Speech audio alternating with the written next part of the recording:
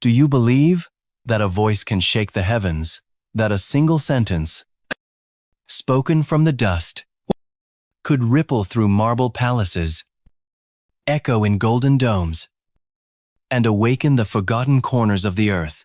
That night, under the flickering glow of an oil lantern in Bobo Dioulasso, an old marabout sat cross-legged before a circle of young freedom fighters. His beard was white, his eyes cloudy with time, but behind them burned something fierce, a truth too long buried.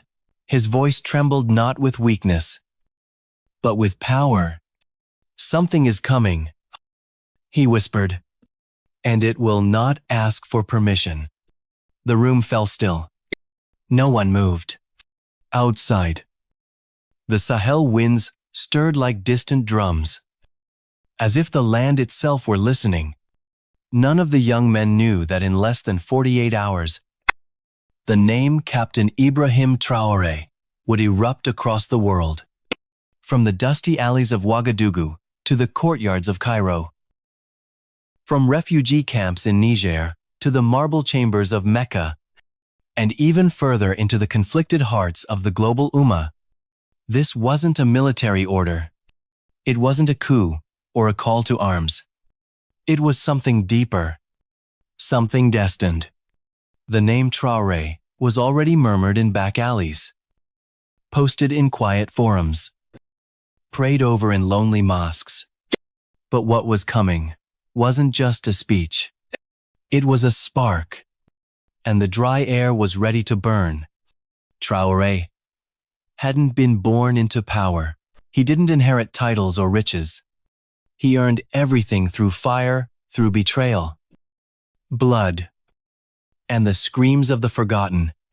Where others wore the uniform for status, he wore it like armor, stitched with his people's pain. That night, as the capital slept, a light buzzed beneath the Ministry of Sovereignty. An encrypted line never meant for domestic calls. It had one purpose: to reach Mecca.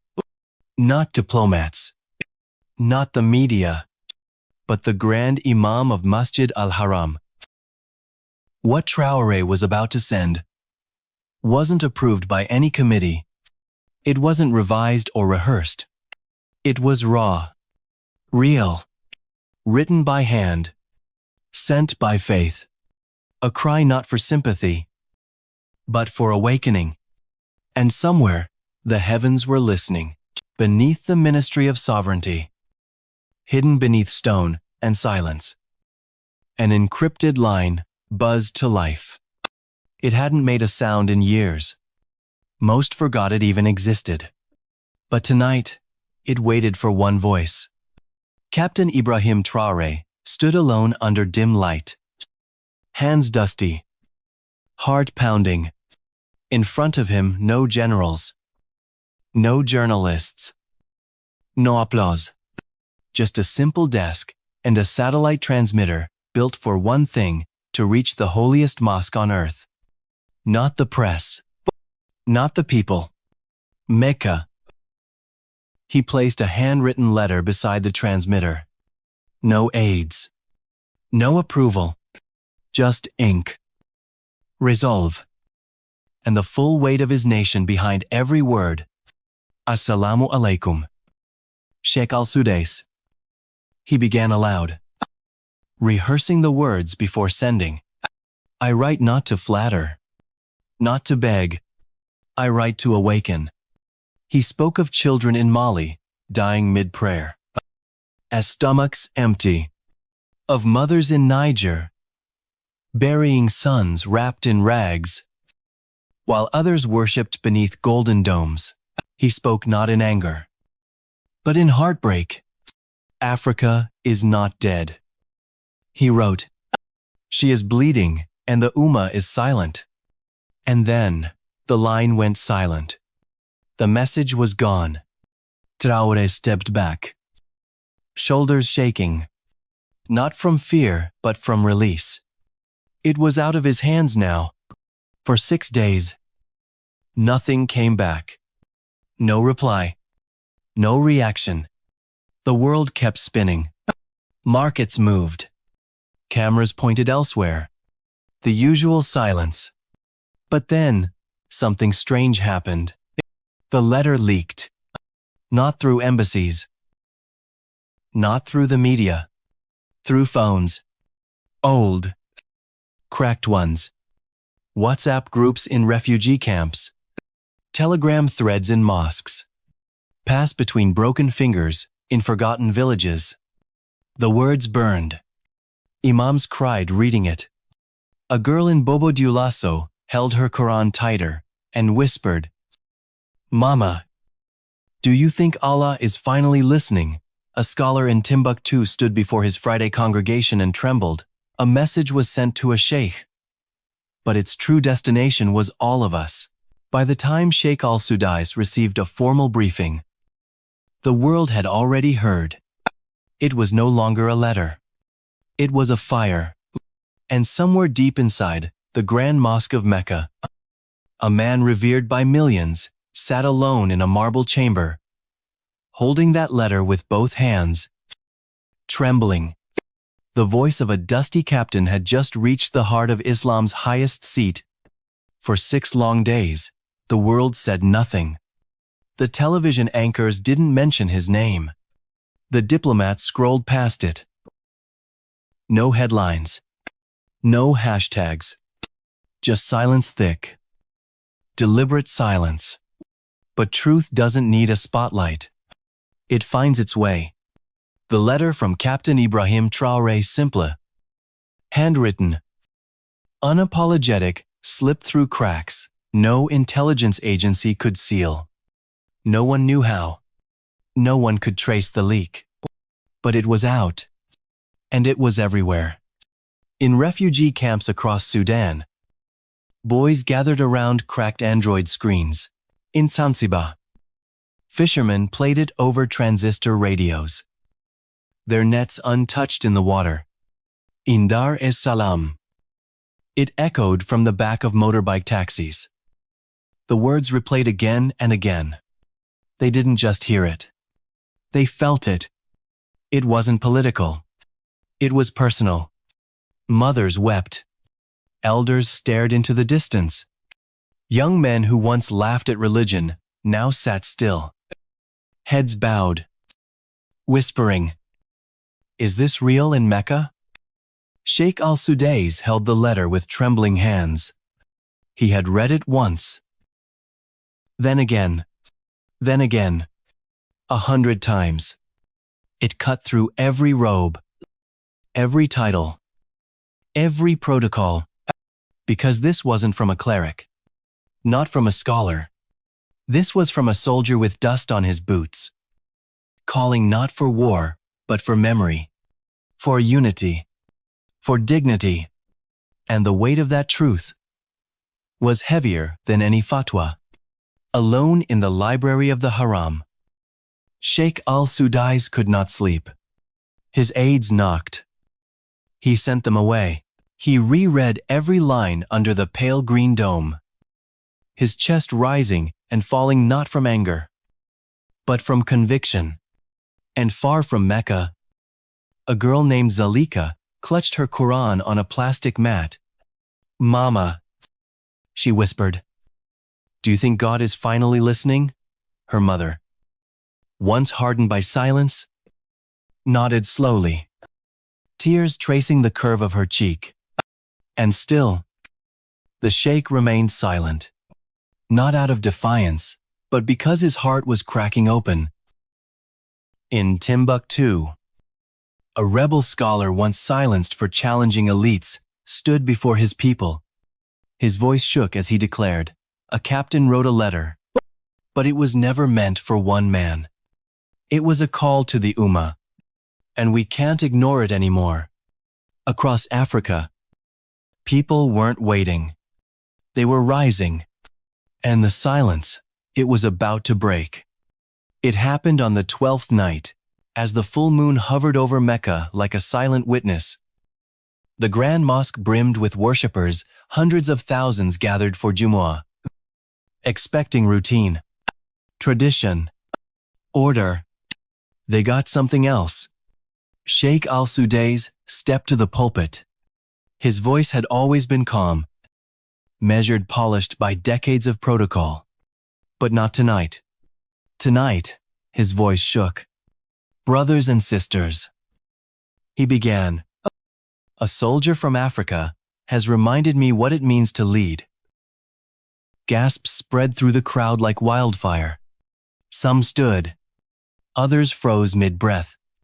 This was not scripted. We have failed. He continued.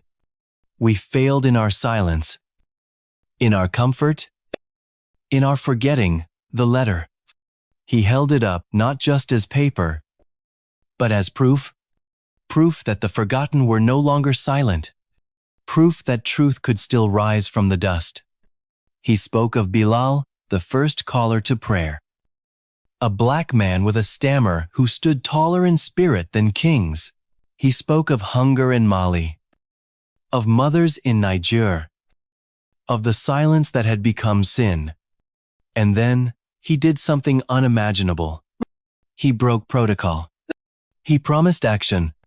From that day forward, Ed declared, Masjid al-Haram would open its doors to every African student free of charge. 10,000 scholars would be sent to the Sahel, not as superiors, but as brothers, not to preach, to listen, to build, to stand. The mosque trembled not in chaos, but in chorus. Takbirs thundered through the marble halls. Outside, crowds wept openly.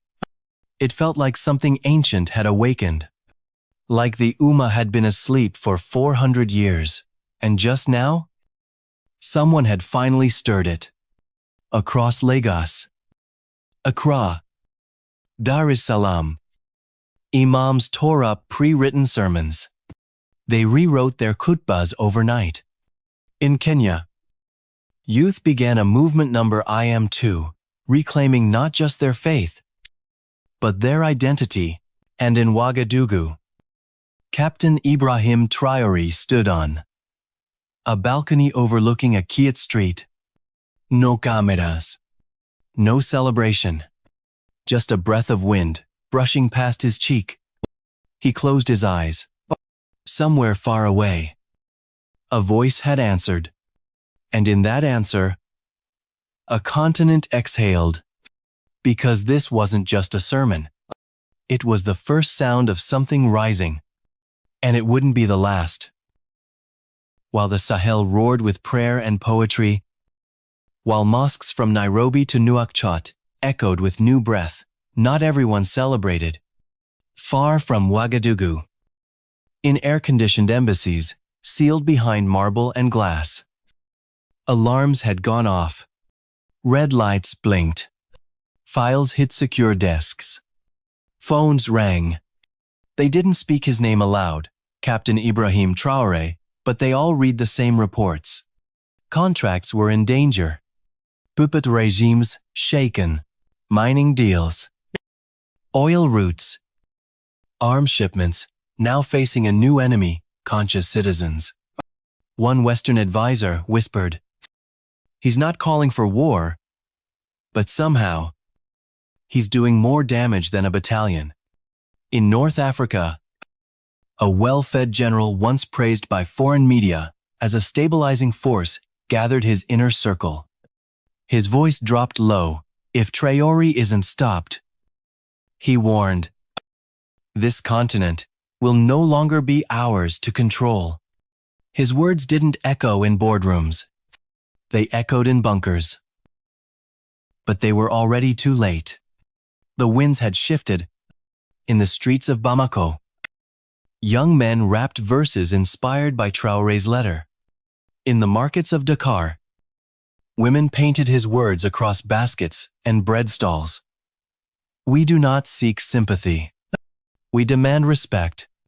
Even beyond Africa, whispers spread.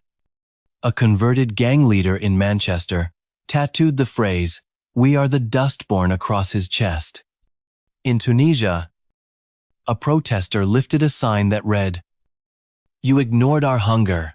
You will not ignore our voice.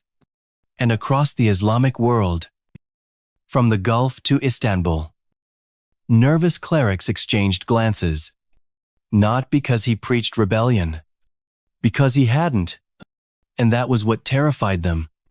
Traoré didn't hold a sword. He wasn't marching armies. He was holding truth, and it was louder than any drone, any press release, any billion-dollar aid package wrapped in chains. Something older than flags and borders was stirring. A spirit, a memory, a question long buried, under centuries of division and denial. What if Africa stood not as a beggar, but as a brother? And in that question, the balance shifted. Because a man with dust on his boots had dared to speak, and the world, for once, had no script prepared. But not all snakes slither from foreign soil. Some wear suits. Some sit close. Some call you brother. Inside Captain Traoré's own cabinet, the storm was already brewing. His rising popularity had unsettled more than foreign powers. It rattled men who once thrived in shadows, men who built fortunes, signing contracts in back rooms, lit by French cigars. And no one felt more threatened than Minister Hamadou Basuga, once seen as a harmless bureaucrat. Basuga had deep ties to European mining interests. He didn't just lose influence, he was losing millions. So, he made a move. From behind closed doors, Basuga leaked forged intelligence to international media.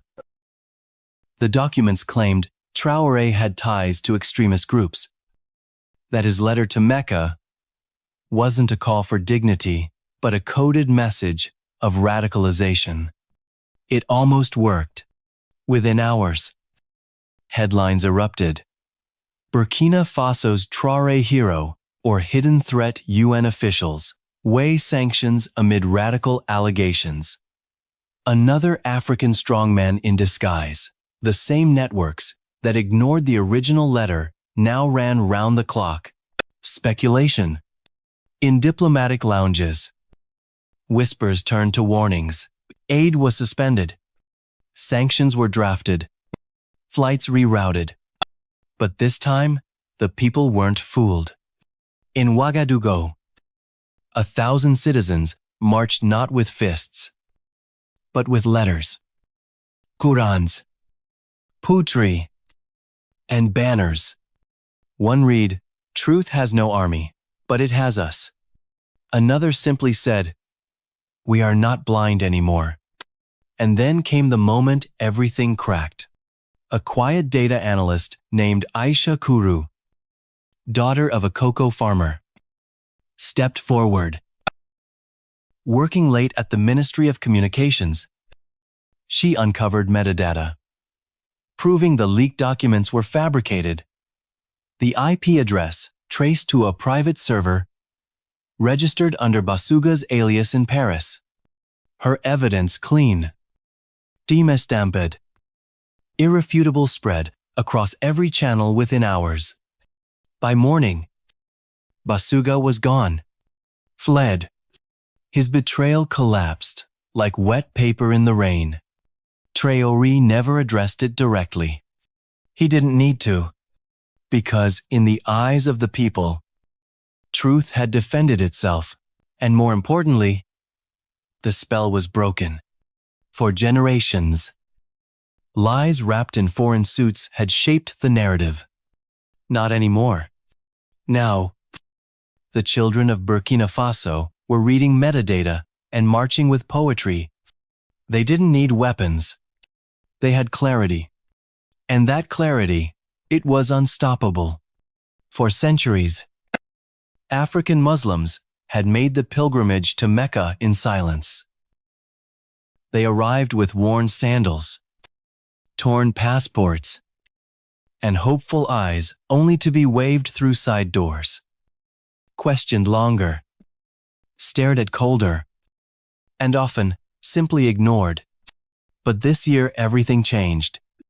An entire plane from Burkina Faso landed at King Abdulaziz Airport. No entourage. No luxury packages. Just elders. Farmers. Students wrapped in white ihram. Carrying little more than duffel bags and a single cloth banner. It read, "We come not for status. We come with truth." On it, printed in Arabic, Hausa, and Wolof, was the full message Captain Ibrahim Traoré had once sent into the silence of Mecca. And this time, the silence broke. When they stepped into the holy mosque, people turned not away, but toward an elderly woman named Fatamata Sadibe, who had saved 40 years to make this journey. Paused beneath the Kaaba, her back ached, her legs trembled, but before she could kneel, a young Saudi scholar reached out his hand. He whispered in her ear, not in English or Arabic, but in softly practiced Fula, "We forgot you. Forgive us." She collapsed into tears. Her knees gave out not from weakness, but from release, and her voice echoed through the marble halls. "We forgive, but never again will we forget ourselves." Around here, others wept, 2 elders from Chad, Ghana, Senegal. Their prayers weren't louder, just heavier, because for once, they were being seen. Across the mosque, pilgrims from Indonesia, Turkey, and even Palestine paused to listen. No speeches were given, no cameras rolled, but something historic was happening in the silence. The forgotten weren't asking for attention anymore. They were commanding it with grace, with humility, with truth. And across the Islamic world, something shifted. For decades, people believed dignity came with wealth. But here, barefoot believers, with dust still on their robes, stood taller than kings. And the message, it had made it to the holiest place on earth, not carried by soldiers or politicians, but by the very people it was written for. Because sometimes, revolution doesn't arrive with fire. Sometimes, it walks in quietly, weeping with joy. The message did not fade. It multiplied. From Mecca to Mali, from Cairo to Cape Town. A new tide was rising. But this wasn't a wave of protest signs and angry chants. It was quieter, deeper, like the breath before thunder. A griot in the mountains of Cameroon sang the letter by moonlight, his wooden kora humming with reverence. Around him, a hidden Muslim community cut off for generations sat in silence. They had no phones, no politics. But when they heard Traoré's words, carved into rhythm and rhyme, they wept, not because they felt small, but because they finally felt seen. The next morning, they sent their own message back, etched into mahogany. Written in Fani script, "We never left Islam. The world left us." In Ghana, a revolution began, not with banners, but with brushstrokes and ink. Dr. Amabu, a cultural anthropologist and convert, proposed something radical to translate the Quran into kente-patterned manuscripts, verses wrapped in Ashanti proverbs, surahs paired with African cosmology. It was bold. Some called it blasphemy. But Al-Azhar scholars surprised everyone. They approved it, citing the need to return the Quran to the hearts of the people, in the language of their soul. The first copy was gifted to Traoré by a blind imam named Kaliduro. "Your words gave us vision," he whispered. Let this Quran now give it to others. In Mali and Chad, makeshift madrasas bloomed, built not with foreign donations, but by local hands. Dirt floors and conviction. Their curriculum. Not imported sectarianism. Not golden-plated theology. But something new. Something ancient. The doctrine of the dustborn. It taught that leadership is earned through service. That Islam belongs to no race. No class. No palace. That a barefoot believer can be closer to God than a robed king. A 12-year-old boy in Sierra Leone was asked what had changed. He smiled and said, "Before, I thought Allah listened more to Arabs. Now I know. He listens to the broken first." That single sentence made international headlines. Western pundits mocked it. But across the global south, across the refugee camps, the crowded mosques, the quiet hills, the forgotten wept, because finally, their faith fit their face. One night, as harmattan winds swept across the Sahel, Traoré disappeared. No guards, no announcement, no destination. His advisors panicked, but on his desk, beneath a wooden prayer bead, they found a note, "I must go into the desert alone." No one dared follow. He rode a rusted motorbike deep into the dunes beyond Goram Goram, where maps fade and sky meets dust. There, beneath a crooked acacia tree, he found the grave of a forgotten mystic, Sheikh Ibrahim Boubacar, a Malian sage long dismissed as a madman by scholars. But in 1984, Boubacar had whispered a prophecy. From dust shall rise a man of no title, a warrior with Quran in one hand and justice in the other. He shall not ride to conquer, but to awaken the blind camels of Mecca and the forgotten lions of Africa. Traoré knelt by that grave for hours. He didn't speak to cameras. He didn't declare destiny. He whispered into the wind, "I am not that man. I am only a soldier with trembling hands. If you will use me, break me first. But don't let me become a pharaoh in disguise." Some say the wind carried that prayer across the dunes. That same night, in Mauritania, a shepherd boy claimed he saw a lion walking through the sand, then bowing in sujud. The next morning, from Indonesia to Istanbul, the movement finally had a name, the doctrine of the dustborn, coined by a Sogoli scholar, Imam Sarinka. It spread like wildfire. The message was simple.